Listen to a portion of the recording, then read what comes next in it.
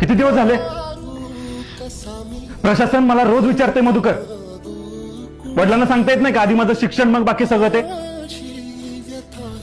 काय सांगू सर, आणि कसे सांगू? गेल्या वर्षी बहिणीचं लगीन झालं, 2 लाख रुपये हुंडा घेतला आणि 1.5 तोळ सोनं. तवा काढलेलं कर्ज भेटलं नाही तर चुलत्याने केस टाकली वावराच्या वाटण्याची.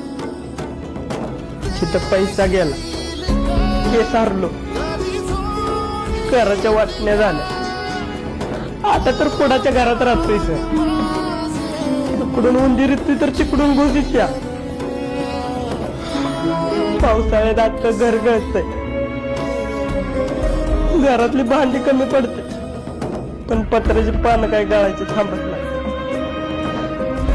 बाप गावलती काम करतो,